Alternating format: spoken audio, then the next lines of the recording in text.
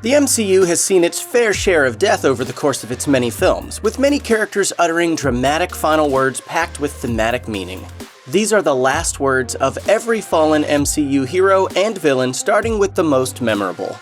The first major villain to fall in the MCU was Obadiah Stane, the antagonist in the first Iron Man. Stane is introduced as Tony Stark's lifelong friend and business advisor, but as the film goes on, it becomes clear that he is unhappy that Tony has survived his trip to the desert. Latching on to Tony's own arc reactor technology, he becomes the Ironmonger, hell-bent on killing Tony and reclaiming the company for himself. While his actual, mostly forgettable last words come a second later when he tells Tony to hold still so he can shoot him, it's the words leading up to that moment that foreshadowed Tony's recurring struggle within the MCU. Trying to rid the world of weapons? You gave it its best one ever! And now, I'm gonna kill you with it! In many ways, Tony Stark spends the rest of his time in the MCU grappling with his own legacy, trying to use his brain to protect the world even as his hubris keeps causing problems. It took 3 Iron Man films before one of the character's most famous comic book villains, the Mandarin, was finally brought to the MCU. Sort of. For much of the film, the Mandarin appears as a terrorist in a series of video messages, which later turn out to be the work of a drug-addled actor hired by the film's real mastermind, vengeful scientist Aldrich Killian. As the film progresses, Tony Stark learns that Killian and his Extremis compound are the real threats, and the two clash in a fiery showdown at the end of the movie. Before Killian finally dies, he shouts, "I am the Mandarin!" It's an amusing tease for what's to come, since neither villain of Iron Man 3 is actually the real Mandarin. Marvel revealed in 2019 that the real Mandarin will be making his debut in Shang-Chi and the Legend of the Ten Rings. Groot may only say 3 words throughout most of Guardians of the Galaxy. I am Groot. I am Groot. I am Groot! But through his actions, he proves himself to be a loyal friend, a kind hand, and a powerful warrior when his friends are threatened. This all reaches its apex in the climactic scene of the movie when the Guardians are trapped on a crashing spaceship that's set to send them to their deaths. Groot forms a leafy cocoon around his friends to cushion the impact, despite knowing it will kill him. When his best friend Rocket tries to stop him, the talking tree simply says, We are Groot. It's a powerful moment of unity and love, and an emotional farewell to the original Groot. Guardians of the Galaxy writer and director James Gunn has confirmed that the current Groot in the MCU is the old Groot's son, meaning those 3 words were a permanent, devastating goodbye. In 2015, Age of Ultron introduced 2 new members to Earth's mightiest heroes, Wanda and Pietro Maximoff. The twins were initially set up as villains until they saw the error of their ways and joined the Avengers to battle Ultron at the end of the film. While Wanda has since gone on to become an increasingly vital member of the MCU, writer and director Joss Whedon chose Ultron's final battle to prove that superheroes aren't always safe. To protect Hawkeye and the civilian child he's holding, Pietro, otherwise known as Quicksilver, runs in front of a spray of bullets. When Hawkeye sees the sacrifice he just made, the young speedster responds, "You didn't see that coming."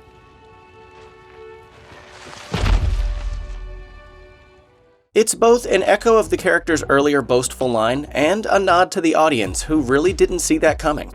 Avengers Age of Ultron spends a lot of time focusing on the hubris of superheroes and in particular the hubris of Tony Stark. At the start of Ultron, in his efforts to build, quote, a suit of armor around the world, Tony accidentally creates Ultron, a murderous artificial intelligence that decides the key to saving Earth is actually destroying humanity. After Stark and the rest of the Avengers manage to fight Ultron off, newly created member Vision is left to dispatch the last remaining Ultron bot. After Vision speaks admiringly of humans, Ultron tells him, You're unbearably naive. Vision acknowledges the truth of Ultron's statement by admitting that he was literally born yesterday before destroying Ultron for good. When Yondu was first introduced in Guardians of the Galaxy, he was depicted as a cruel and domineering figure in Peter's life. By Guardians of the Galaxy Volume 2, though, we learn that Yondu actually saved Peter's life as a child by not delivering him to his real father, Ego, after Yondu learned that Ego was killing all of his children from around the galaxy. Though he spent most of his life hiding it, Yondu loved Peter like a son, and that's something he finally confesses during an act of self-sacrifice in Volume 2. Before Yondu's death, he finally expresses his affection for Peter. I'm sorry I didn't do none of it right. I'm damn lucky you, my boy. Yondu's act of heroism also helped to bring about his own redemption, represented by an honorable Ravager funeral at the end of the film. In finally declaring his love for his adoptive son, Yondu made Guardians of the Galaxy's message of the importance of found family even clearer. Black Panther's Eric Killmonger is Wakandan by birth, but was raised in the United States after the death of his disgraced father. He grew up to become a smart, fierce warrior and saw firsthand the injustices of the world around him. It was those injustices that he sought to remedy by seizing control of Wakanda, intending to use its vast wealth and technology to reshape the world through conquest. This culminates in a showdown between Killmonger and T'Challa, in which the two men are very evenly matched. Despite his grudging respect for his cousin, T'Challa ultimately defeats Killmonger and walks him out to see a Wakandan sunset before he dies. T'Challa even offers to try and heal Killmonger, which is when Eric gives the last in a long line of profound observations. Just bury me in the ocean with my ancestors that jumped from the ships, because they knew death was better than bondage. Odin has a complicated relationship with the MCU and a particularly complicated relationship with his sons Thor and Loki. By the time of Thor Ragnarok, he's been deposed by his son, forced into exile on Earth, and is aware that the daughter he'd hidden away is coming to wipe out his kingdom. Still, in his final scene, Odin shows a lot of wisdom and perspective. Talking to his sons, he makes the vital point that Asgard is not a place, but a people, and that Thor and Loki must do whatever they can to lead them. As he sits on a cliff in Norway, pointing at the ocean, he tells his sons he loves them before saying, "Remember this place. Home." With that, Odin fades away, leaving Thor with the burden of his long legacy. In the years since Thor, Loki has been everything from an all-out villain to a redeemed hero. It's been quite a journey, but it all came to an end at the beginning of Avengers: Infinity War, when the God of Mischief's bag of tricks finally ran out. After trying to deploy one of his enchanted blades against Thanos, Loki finds himself with the Mad Titan's hand around his throat. With no more options and no more tricks up his sleeves, Loki has no choice but to dangle helplessly as Thanos strangles him. He does, however, get in one last dig. You will never be. This attempt to bruise Thanos' ego turns out to be ironic, since by the end of Infinity War, Thanos is practically a god thanks to all of those Infinity Stones. Of course, after the events of Avengers Endgame, Marvel tells us there's another version of Loki zipping around the cosmos, but it was still tragic to lose the original trickster who had come so far. Gamora had a rough childhood, to put it mildly. After half the people on her planet were slaughtered by Thanos, the Mad Titan adopted her as his daughter. Then came years of torturous training and ruthless manipulation that she was only able to break when she left Thanos for the Guardians. Sadly, when father and daughter meet again in Avengers: Infinity War, all of her pain comes rushing back. On Vormir, Thanos learns he has to sacrifice something he loves if he's ever to get his hands on the Soul Stone. At first, when Gamora sees tears in Thanos' eyes, she thinks it's because he knows his lack of love has become his downfall. Then she realizes he's weeping for her and protests, "No. This isn't love." Thanos apologizes, but still throws his daughter to her death. He gets the Soul Stone, confirming that he did indeed love Gamora in his own abusive and twisted way. Of course, while the original Gamora died, we'll still get to see more of her, since the 2014 Gamora is still alive and well following the events of Avengers Endgame. Though he's an android and she's a human, Vision and Wanda Maximoff still managed to fall in love sometime between Captain America: Civil War and Avengers: Infinity War. The pair bonded thanks to their shared experience as outsiders and their mutual struggle of coming to terms with powers they don't fully understand. However, the two are torn apart in Avengers: Infinity War, when, in an attempt to save the universe from Thanos, Vision asks Wanda to destroy the Mind Stone in his head and kill him. As Wanda prepares to do the unthinkable, Vision tells her she could never hurt him and that he just feels her. Moments before she shatters the Infinity Stone, keeping him alive, Vision whispers his last words.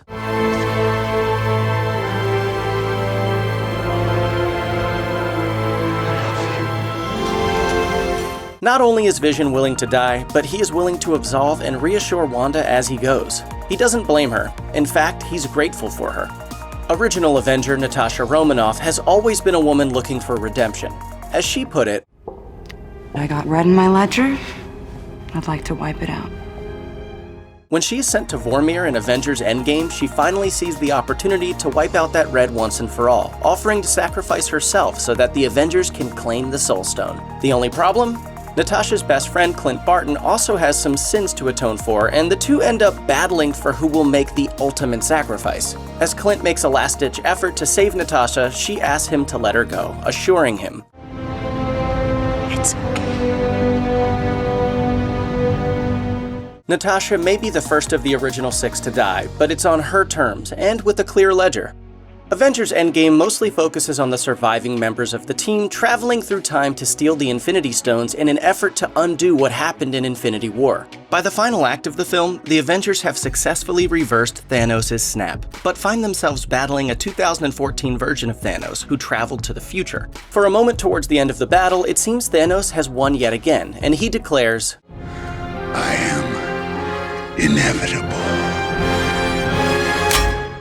When he snaps, though, nothing happens, because Tony Stark had sneakily grabbed the stones himself. It's then that the godfather of the MCU utters his own final words. And I am Iron Man. Tony snaps and Thanos fades away, but the power of the stones is too much for Tony's human body to handle, and he dies. Together, their intertwining final words reveal what happens when a reluctant hero is willing to make the ultimate sacrifice for the good of others, and what happens when an arrogant villain is convinced of his own righteousness. Spider-Man: Far From Home spends a lot of its runtime with a dual purpose. It advances Peter Parker's story, but it also explains the way the MCU looks following the events of Endgame, and of course, the death of Tony Stark. These themes are personified in Quentin Beck, a seemingly benevolent figure who turns out to be a disgruntled former Stark employee. Beck uses his mastery of illusion technology to cast himself as Mysterio, a hero who is actually a madman hell-bent on seizing Tony Stark's legacy. Though Peter initially believes he's on the right side, he finally uncovers Beck's scheme, and in the resulting showdown, Beck is killed. As he breathes his last, he warns Peter, People need to believe. And nowadays, they'll believe anything. This is a statement that proves prophetic. The end of the film reveals that Mysterio's team released a doctored video that makes Spider-Man look like Beck's murderer. Of all the Marvel franchises that kill off major characters, Thor seems to have the highest body count. In the first film, the ice giant Laufey tells a comatose Odin that he hopes he's still aware of his surroundings because he wants the Allfather to know. Your death came at the hand of Laufey. However, Laufey is then immediately killed by his own biological son Loki, as proof of the trickster's loyalty to his adopted father Odin. Thor: The Dark World then claims the life of Thor's mother, Frigga. When Malekith shows up looking for the ether, he demands to know its location. Before the Dark Elf kills her, Frigga defiantly says, I'll never tell you. Then later in the same film, Malekith himself dies while declaring, The ether cannot be destroyed. but when it comes to Asgardians kicking the bucket, it doesn't get any grislier than Thor Ragnarok. All of the Warriors 3 meet their fates at the hands of Hela when she returns to claim her throne. When Hela first appears in Asgard, Volstagg asks, Who are you? What have you done with Thor? In response, he's stabbed to death. Fandral only manages a guttural scream before he's killed, although Zachary Levi says he did film some final words which were cut from the finished film. My last words in the Marvel Universe were, For Asgard! Cutting room floor. And finally, Hogun gets the most poetic final words before being impaled, telling Hela, Go back to whatever cave you crept out of, you evil demoness. The deaths don't stop here though. Toward the end of the final battle, Scourge switches sides and sacrifices himself, proclaiming, For Asgard.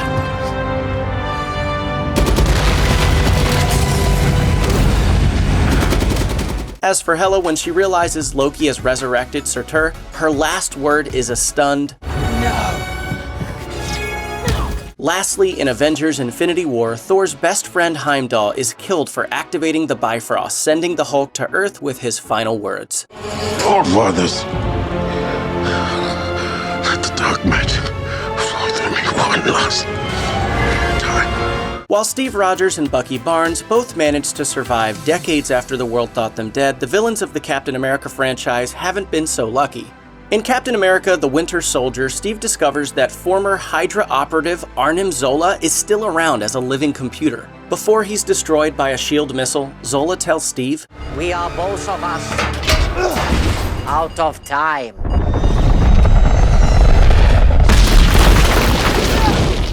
Then there's Alexander Pierce, the World Security Council member who turns out to have been a secret Hydra operative for decades.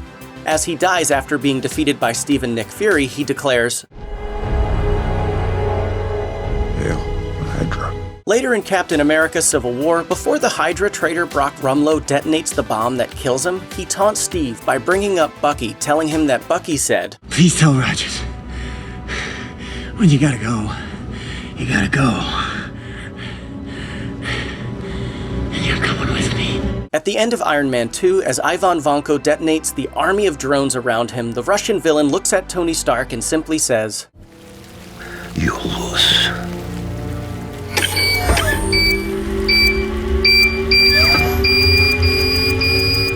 Vanko is wrong, but the incident leaves Tony once again questioning his place as a hero. In Black Panther, secondary villain Ulysses Klaue meets his end at the hands of Eric Killmonger. Just before Klaue dies, Killmonger pulls down his lip and reveals a Wakandan war dog tattoo. At that, the arms smuggler expresses amused surprise, telling Killmonger, To think I saw you as some crazy American. Then there's Darren Cross, the villain from Ant-Man, who put on the Yellow Jacket armor and launched a full-scale attack against Scott Lang in his daughter Cassie's bedroom. Just before his death, Cross turns to Cassie Lang and declares, Sorry, sweetheart. You have to help Daddy pay for his mistakes. This line is a nod to Lang's criminal past, as well as Cassie's own possible superhero future. The MCU is full of cosmic and magical figures, and while more keep joining the mix, some have fallen for good. Ronan the Accuser, the hammer-wielding villain of Guardians of the Galaxy, was killed after facing off against Star-Lord and his friends. Before he died, he expressed shock when Peter Quill and the other Guardians were able to hold an Infinity Stone, crying, You're mortal! How? This foreshadowed the revelation in Guardians of the Galaxy Volume 2 that Peter was actually half celestial. His father Ego, the living planet, had passed his power onto him. Ego planned to use that power to take over the universe, but Peter gave up his godlike status, thwarting Ego's plans and leading Ego to warn him, If you kill me, you'll be just like everybody else. Of course, that's what Peter wanted all along. In Doctor Strange, the Ancient One contemplated the imminent arrival of her own death in a rather poetic way, saying she thought she'd be ready, but when the time came, she surprised herself. But look at me, stretching one moment out into 1,000, just so that I can watch the snow. In Captain Marvel, the Kree scientist Mar-Vell nodded to Carol Danvers' heroic destiny before she died. You gotta save him without me. Save who? How? Now, I gotta blow this engine before they find it. What are you doing? This set up both Carol's future with the Skrulls and her own powers, which came from that same engine. Check out one of our newest videos right here. Plus, even more Looper videos about the Marvel Cinematic Universe are coming soon. Subscribe to our YouTube channel and hit the bell so you don't miss a single one.